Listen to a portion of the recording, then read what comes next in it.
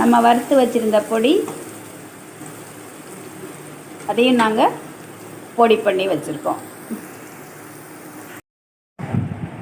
இது நாங்கள் 4 வத்தல், ஒரு 2 ஸ்பூன் மல்லி, 1 ஸ்பூன் ஜீரகம், ஒரு அரை ஸ்பூன் மிளகு சேர்த்து வறுத்து வச்சுருந்தோம். இது இவ்வளோ தேவையில்லை, இதில் பாதி போட்டால் போதும்.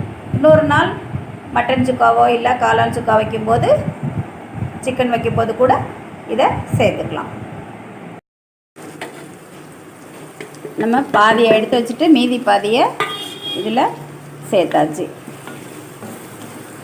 இது ஏற்கனவே வறுத்ததுனால ரொம்ப வதங்க வேண்டியதில்லை.